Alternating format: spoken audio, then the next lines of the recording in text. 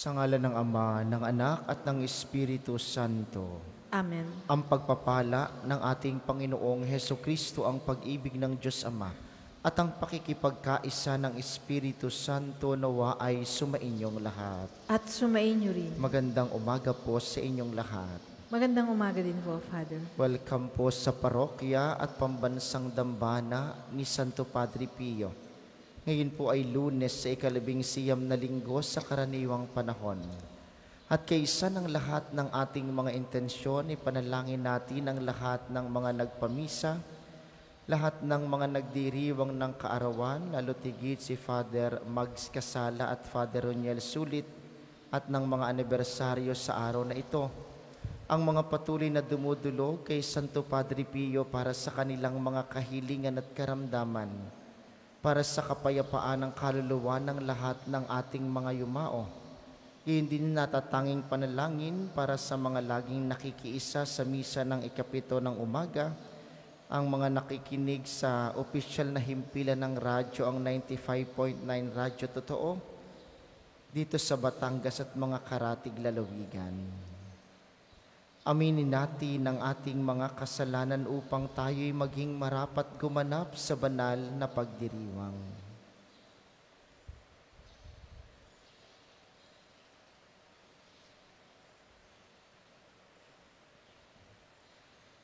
Inaamin ko sa makapangyarihang Diyos at sa inyo mga kapatid, na lubha akong nagkasala sa isip, sa salita at sa gawa, at sa aking pagkukulang. Kaya sinasamo ko sa mahal na Birheng Maria, sa lahat ng mga anghel at mga banal, at sa inyo mga kapatid, na ako'y panalangin sa Panginoong ating Diyos.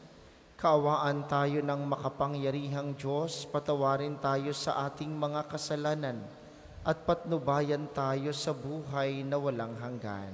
Amen.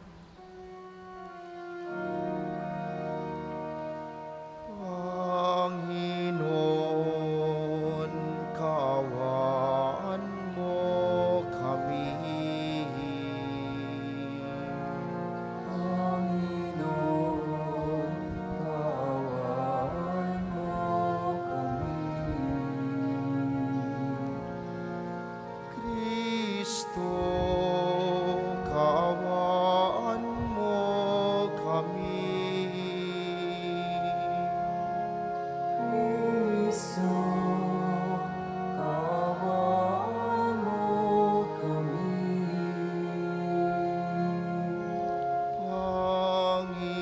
Panginoon, kaawaan mo kami. Panginoon, kaawaan mo kami.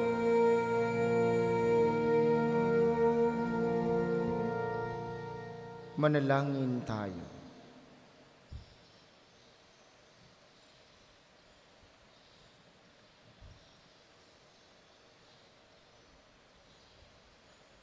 Ama naming makapangyarihan, lakas loob ka naming tinatawagan sa ngalan mo, Amang Banal.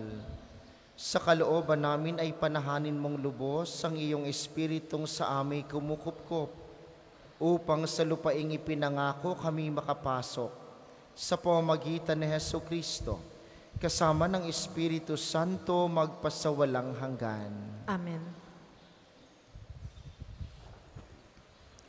Pagbasa mula sa aklat ni Propeta Ezekiel. Ikalimang araw noong ng ika-4 na buwan ng ika-5 taon ng pagkakaroon ng Haring Joaquim. Ako na saserdote, anak ni Buzi, ay nasa Kaldea sa baybayin ng ilog Kibar nang kausapin ng Panginoon.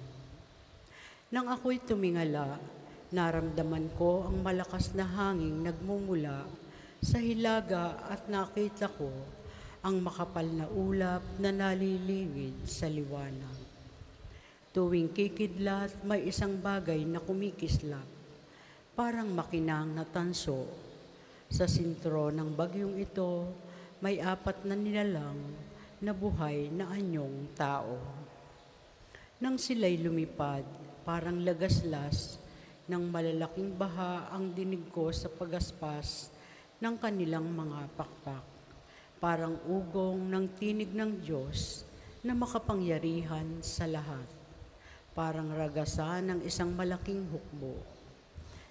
Nang sila'y tumigil, ibinaba nila ang kanilang mga pakpak at mula sa ibabaw ng bubungan, narinig ang isang malakas na tinig. Nang tumigil na nga ang paglipad ng 4 na nilalang, binayaan nilang nakalaylay ang kanilang mga pakpak.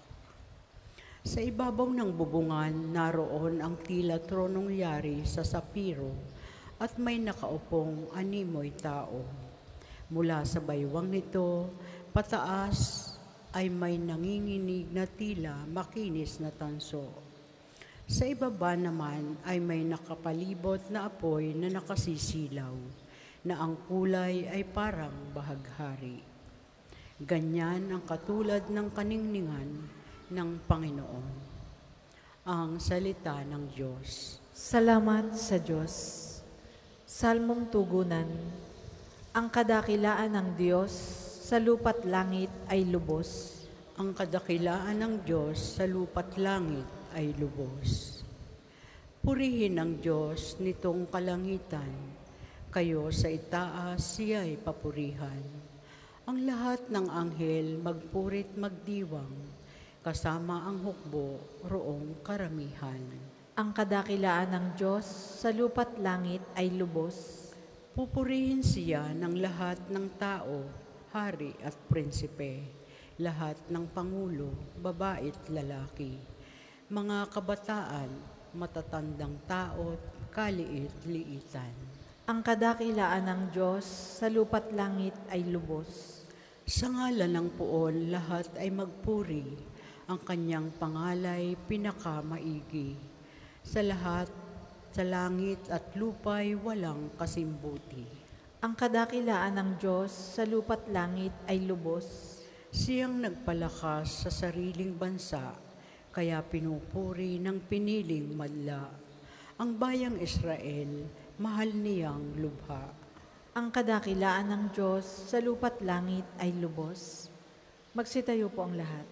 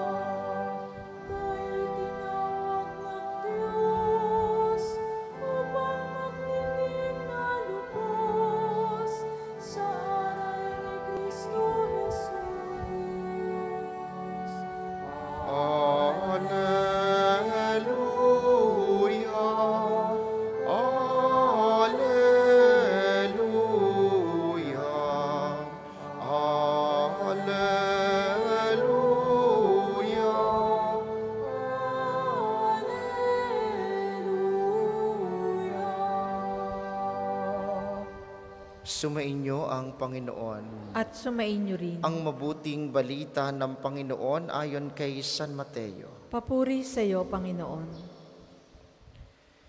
Noong panahong iyon, nang nagkakatipon sa Galilea sina Jesus at ang mga alagad, sinabi niya sa kanila, ang anak ng tao ay ipagkakanulo at papatayin, ngunit muling mabubuhay sa 3 araw. At sila'y lubhang nagdalamhati. Pagdating nila sa Capernaum, lumapit kay Pedro ang mga maniningil ng buwis para sa templo. Tinanong siya, nagbabayad ba ng buwis para sa templo ang inyong guro? Opo, sagot ni Pedro. At nang dumating siya sa bahay, tinanong na siya agad ni Jesus, ano ba ang palagay mo, Simon? Kanino sumisingil ng bayad sa lisensya o buwis ang mga hari sa lupa? Sa mga mamamayan ba o sa mga dayuhan? Sa mga dayuhan po, tugon niya. Sinabi ni Jesus, kung gayon, hindi pinagbabayad ang mga mamamayan.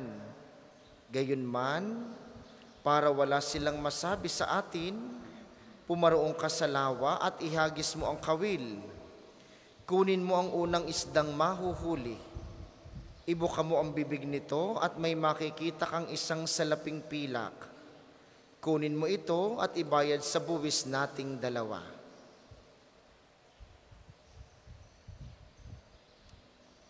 Ang mabuting balita ng Panginoon. Pinupuri ka namin, Panginoong Hesukristo. Muli po, magandang umaga sa inyong mga naririto sa atin sa pambansang dambana at sa mga patuloy na nakikiisa sa atin via live streaming. Kumusta po ang inyong pagsunod sa ipinagagawa ng Diyos? Sa isang magandang tanong, kumusta ang inyong pagsunod sa kalooban ng Diyos? Maaari pong maging sunod nating pagtatanong, Father, paano ko po malalaman ang kalooban ng Diyos? Ang kalooban ng Diyos ay yung ipinagagawa niya sa iyo ayon sa estado ng iyong buhay. Kung ikaw ay pari, may mga gawaing sadyang pangpari at yun ang kalooban ng Diyos. Kung ikaw ay madre o nagtalaga ng sarili sa Diyos, may sadyang kalooban ng Diyos para sa iyo. May ilan sa atin ditong walang asawa, matandang dalaga o binata. Kalooban din ng Diyos ang iyong katatayuan. Marami sa atin may mga asawa. Kalooban ng Diyos ang iyong katatayuan. Kumusta ang pagsunod mo sa kalooban ng Diyos? Kung ikaw ay magulang, kumusta ang iyong pagiging magulang? Kumusta ang iyong pagiging lingkod ng simbahan? Sa mabuting balita ngayon, mga minamahal, tila baga napakahirap sundin ang ipinagagawa ng Diyos.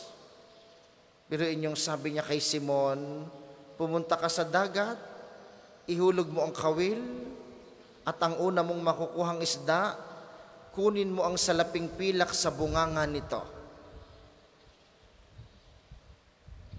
Halimbawa ngayon, sabihin ko sa inyo, pumunta kayo doon sa Balon o doon sa Holy Water Sanctuary. Makikita kayo ng tilapia. Kuhanin nyo ang pera sa bunganga at ihulog nyo sa buslo. Sa palagay nyo susunod kayo sa akin? Di ang tanong ay, magkakatilapia ka doon, Father?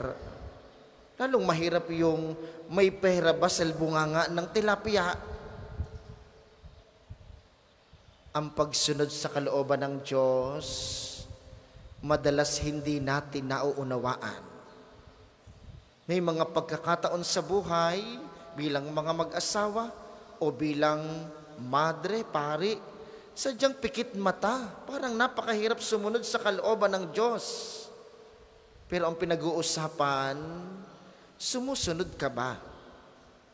May mga pagkakataong napakahirap ng buhay pamilya, napakahirap ng buhay na ating nararanasan. Pero patuloy ka bang sumusunod sa kalooban ng Diyos? Sapagkat mga minamahal, maging anuman ang estado mo sa buhay, iisa ang kalooban ng Diyos sa ating lahat. Yung ikaw ay maging mabuti. Kaya ang tanong ay, mabait ka bang magulang? Father, kapag sinabi po bang mabait, hindi nagagalit? Hindi ho totoo yun. Bahagi ng kabaitan minsan, dahil sa iyong pagmamahal sa iyong mga anak, napapagalitan mo para itama. Pero kumusta ka sa pagsunod para maging mabuti? Sapagkat ang lahat ng gawang masama, hindi pagsunod sa kalooban ng Diyos. Ang paninira sa iba, ang pagkainggit, ang galit na nagdadala ng iyong dalamhati sa iba, hindi kalooban ng Diyos. Kalooban ng Diyos ang maging mabuti at mabait ka. Kumusta ka sa iyong gawang kabutihan? Kumusta ka sa iyong gawang kabanalan? Sapagkat ang mga bagay na ito ang magiging patunay ng pagsunod natin sa kalooban ng Diyos. Sa banal na misang ito, mga minamahal, kay Jesus, siyang huwaran ng pagsunod sa kalooban ng Diyos hanggang kamatayan niya sa krus. Ibulong niyo po sa Kanya pagtanggap natin sa komunyon. Sabihin ninyo, Panginoon, turuan mo akong sumunod sa kalooban ng Diyos. Gawin mo akong mabuti. Gawin mo akong mabait upang sa pang-araw-araw kong buhay, masunod ko lagi ang kalooban ng Diyos sa akin. Yun ay maging mapagmahal upang makapagbahagi rin ito sa aking kapwa.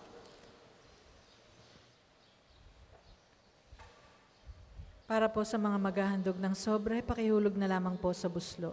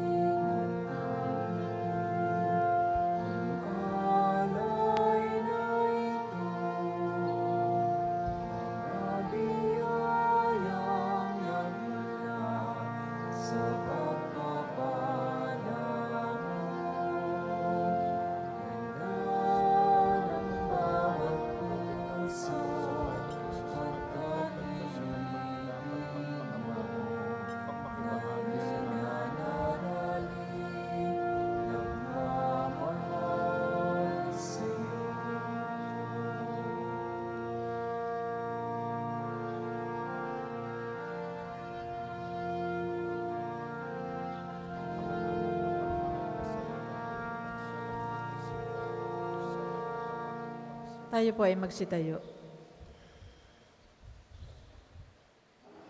Manalangin kayo mga kapatid upang ang paghahain natin ay kalugdan ng Diyos Amang makapangyarihan. Tanggapin nawa ng Panginoon itong paghahain sa iyong mga kamay, sa kapurihan niya at karangalan, sa ating kapakinabangan at sa buong sambayanan niyang banal. Ama naming lumikha, kalugdan mo ang mga alay ng iyong sambayanan. Ang ipinagmamagandang loob mong ibigay sa amin upang maihain, ay siya nawang gumanap ng iyong ginagawa upang kami tubusin.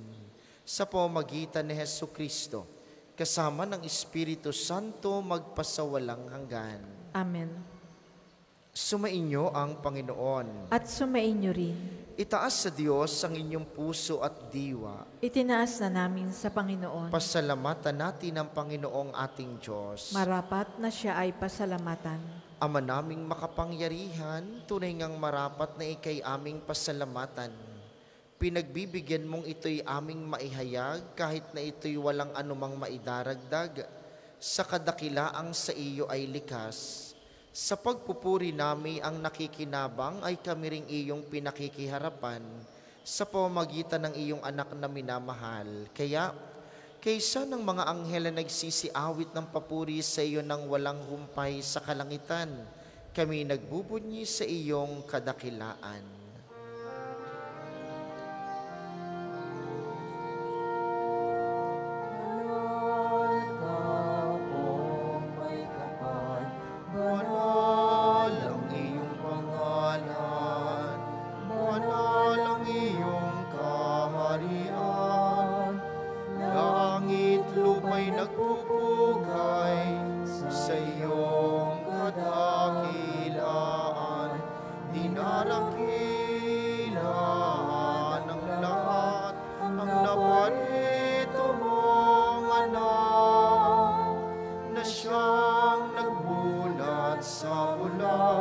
Sa pilay ay nagpalakad at nakiramay sa lahat.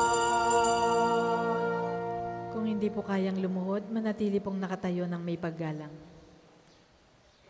Ama naming banal, ikaw ang bukal ng tanang kabanalan, kaya't sa pamamagitan ng iyong Espiritu, gawin mong banal ang mga kaloob na ito upang para sa amin ay maging katawan at dugo ng aming Panginoong Hesukristo.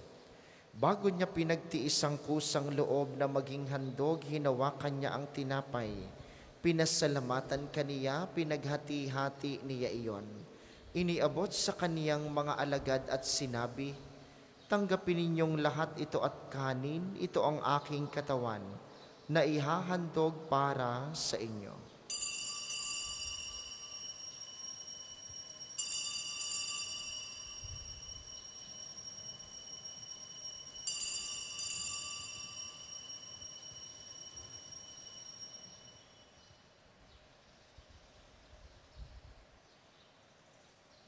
Kaya hindi naman nang matapos ang hapunan, hinawakan niya ang kalis.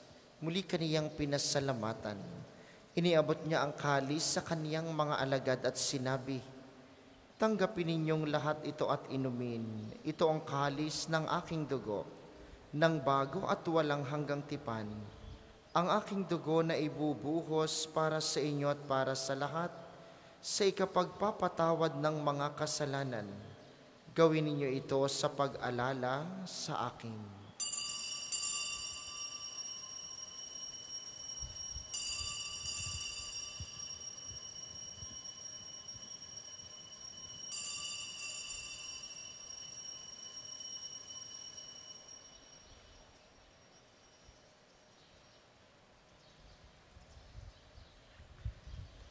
Ipagbunyi natin ang misteryo ng pananampalataya. Si Kristo'y namatay, si Kristo ay nabuhay, si Kristo'y babalik sa wakas ng panahon. Ama, ginagawa namin ngayon ang pag-alala sa pagkamatay at muling pagkabuhay ng iyong anak. Kaya't iniaalay namin sa iyo ang tinapay na nagbibigay buhay at ang kalis na nagkakaloob ng kaligtasan. Kami nagpapasalamat dahil kami iyong minarapat na tumayo sa harap mo para maglingkod sa iyo. Isinasamo namin kaming magsasalo-salo sa katawan at dugo ni Kristo ay mabuklod sa pagkakaisa sa pamamagitan ng Espiritu Santo. Ama, lingapin mo ang iyong simbahang laganap sa buong daigdig. Puspusin mo kami sa pag-ibig kaisa ni Francisco na aming Santo Papa at ni Gilbert na aming obispo at ng Tanang Kaparian. Alalahanin mo rin ang mga kapatid naming nahimlay ng may pag-asang sila'y muling mabubuhay, gayon din ang lahat ng mga pumanaw. Kaawaan mo sila't patuloyin sa iyong kaliwanagan. Kaawaan mo't pagindapatin kaming lahat na makasalo sa iyong buhay na walang wakas. Kaysa ng mahal na Birheng Maria, ang ina ng Diyos, ni San Jose na kanyang esposo, kaysa ng mga apostol at ng lahat ng mga banal na namuhay dito sa daigdig ng kalugod-lugod sa iyo, maipagdiwang nawa namin ang pagpupuri sa ikararangal mo sa pamamagitan ng iyong anak na aming Panginoong Hesukristo. Sa pamamagitan ni Kristo, kasama niya at sa Kanya ang lahat ng parangal at papuri ay sa iyo, Diyos samang makapangyarihan, kasama ng Espiritu Santo, magpasawalang hanggan. Amen. Amen. Amen. Sa tagubili ng mga nakagagaling na utos at turo ni Jesus na Panginoon natin at Diyos, ipahayag natin ng lakas loob.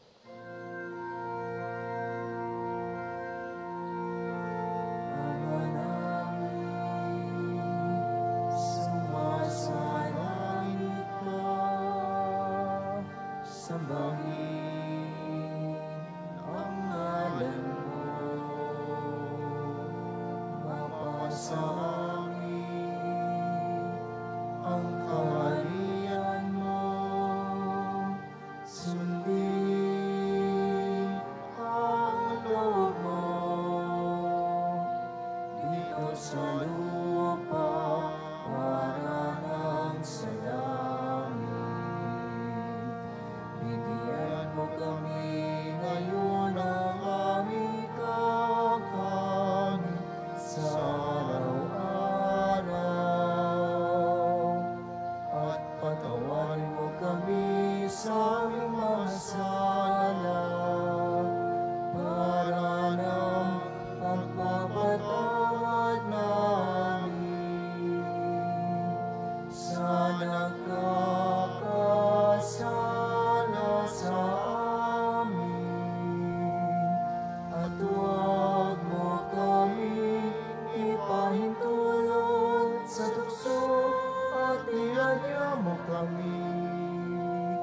sa lahat ng masama. Hinihiling namin kami iadya sa lahat ng masama, pagkalooban ng kapayapaan araw-araw, iligtas sa kasalanan at ilayos sa lahat ng kapahamakan, samantalang aming pinananabikan ang dakilang araw ng pagpapahayag ng tagapagligtas naming si Hesukristo. Sapagkat iyo ang kaharian at ang kapangyarihan at ang kapurihan magpakailanman. Amen. Panginoong Hesukristo, sinabi mo sa iyong mga apostol, kapayapaan ang iniiwan ko sa inyo, ang aking kapayapaan ang ibinibigay ko sa inyo, tunghayan mo ang aming pananampalataya at huwag ang aming mga pagkakasala. Pagkalooban mo kami ng kapayapaan at pagkakaisa ayon sa iyong kalooban, kasama ng Espiritu Santo magpasawalang hanggan. Amen. Ang kapayapaan ng Panginoon ay laging sumainyo. At sumainyo rin. Magbigayan kayo ng kapayapaan sa isa't isa.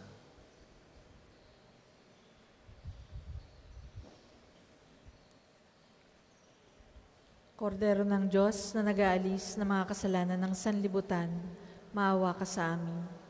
Kordero ng Diyos na nag-aalis ng mga kasalanan ng sanlibutan, maawa ka sa amin.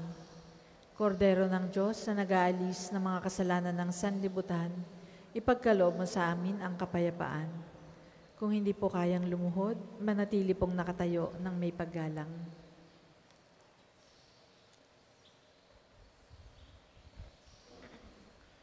Ito ang kordero ng Diyos, ito ang nag-aalis ng kasalanan ng sanlibutan, mapalad ang mga inaanyayahan sa kaniyang piging.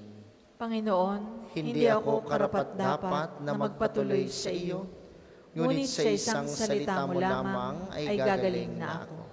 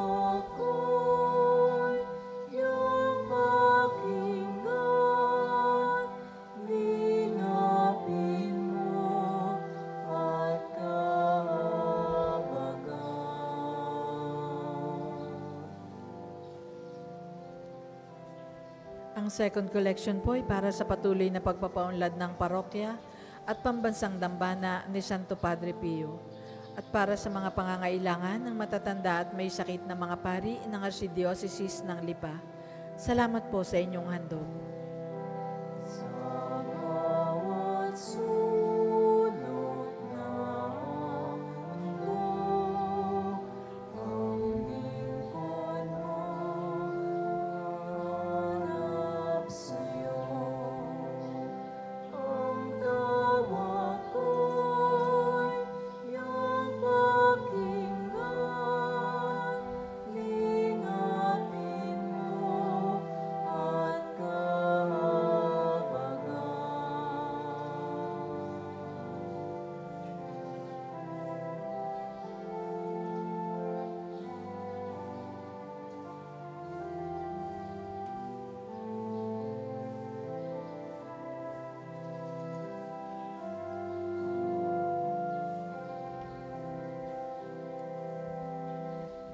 Tayo po ay magsitayo.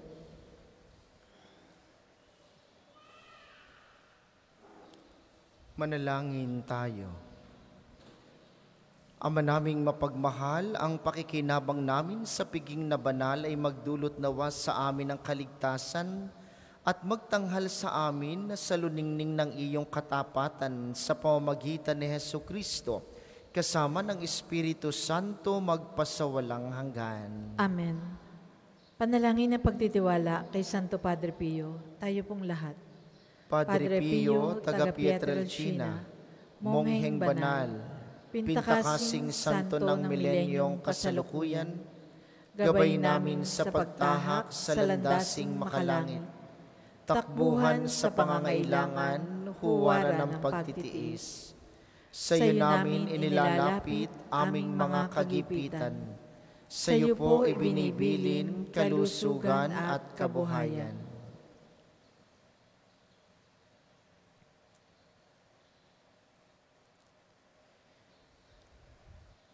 Di man karapat-dapat, Kami po ay pagbigyan, bendisyonan at basbasan, maging ganap sa buhay.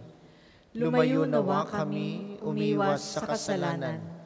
Lumapit lagi sa Diyos, maging matatag at matibay. Sa mabuting balita ng pagliligtas, turuan mo kami nawa. Sa tuwina ay makinig, magnilay at sumampalataya. Amin pong pakiusap itong mga kahilingan. Puso ay nagsisisi, nagtitikang taimtiman. Di na muling magkasala, sunod lagi sa Diyos Amang. Kaysa ng Espiritu at ni Jesus na tagapamagitan. Amen. Amen. Magsiupo muna po ang lahat para sa mga patalastas. Una sa inyong pagbisita sa pambansang dambana, mangyaring pakaingatan ng inyong mga personal na gamit. Hangad po namin ang isang matiwasay at maayos na pagbisita sa National Shrine. Ikalawa, sa paligid po ng ating simbahan, may makikita kayong QR code. Pakiscan po at pakilagay ng ilang hinihinging detalye tulong sa ating documentation program upang maisaayos ang mga datos ng mga pilgrims at devotees na pumibisita dito. Asahan po ninyong sa pamamagitan ng batas ng Data Privacy Act ng 2012, iingatan namin ang inyong mga private information. Ang inyong suporta ay malaking bagay sa pagtatagumpay ng proyektong ito. Amin din pong ipinagbibigay alam sa inyo na bunga ng bisita pastoral ng mahal na Arsobispo. Simula po ngayong araw na ito ay bukas na ang opisina ng ating parokya at pambansang dambana, Lunes hanggang Linggo. Ito po'y upang bigyang tulong kayo sa inyong mga pangangailangan pastoral. Kaya po pakisabi ninyo sa inyong mga kasamahan, wala na pong saradong araw ng opisina ang pambansang dambana. Bukas ito ng Lunes hanggang Linggo para pagbibigay ng serbisyo po sa inyong pangangailangan. Maraming salamat sa inyong lahat. Ang sunod nating misa mamayang 10:00 ng umaga, inaasahan naming inyong pananatilihin ng kalinisan, katahimikan at diwa ng pananalangin sa loob at labas ng ating simbahan. Muli po kayong magsitayo para sa pagbabasbas ng mga religious articles. Mga kapatid, manalangin tayo sa Diyos samang makapangyarihan upang tayo'y maging kawangis ni Kristo sa taimtim na pagdalangin sa tulong ng mga larawan at mga dasalan. Inyo pong hahawakan ang inyong mga nais pabasbasan, isipin ang mga taong nais niyong ipanalangin, at para po sa mga nasa kanilang tahanan, ang panalangin pong ito'y para din sa inyo at sa inyong nais pabindisyonan. O Panginoong Diyos, Ikaw ang bukal ng lahat ng pagpapala at biyaya, ibuhos mo ang iyong bendisyon sa mga gamit na ito sa pananalangin ng mga rosaryo, mga imahen, mga dasalan, mga healing ram at mga miracle oil na nagpapaalaala ng iyong kabutihan, kabanalan at pagmamahal sa amin, upang ang lahat na dumulog at magdasal gamit ang mga ito ay magtamo ng iyong awa at biyaya. Loobin mong tularan nila ang kabanalan at aral ng Panginoon at mga santo magpasawalang hanggan. Amen. Ama namin, sumasalangit ka, sambahin ang ngalan mo. Mapasa amin ang kaharian mo. Sundin ang loob mo dito sa lupa para nang sa langit.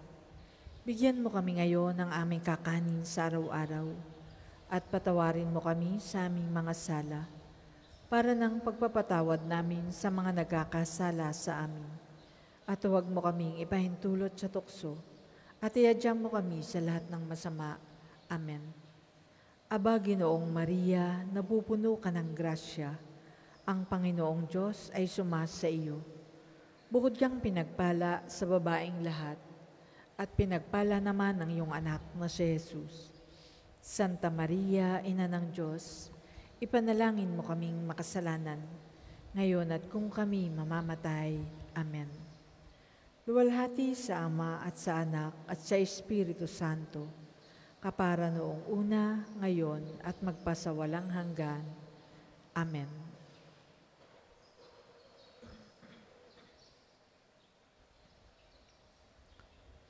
Maraming salamat sa ating mga tagapaglingkod at sa inyo pong lahat na nakiisa sa ating banal na pagdiriwang. Maraming salamat sa inyo. Lagi po kayong mag-iingat. Sumainyo ang Panginoon. At sumainyo rin. Pagpalain kayo ng makapangyarihang Diyos, ang Ama, Anak at Espiritu Santo. Amen. Ang banal na misa ay naialay na, humayo kayong mapayapa, palaging sundin ang kalooban ng Diyos sa ating buhay. Salamat sa Diyos.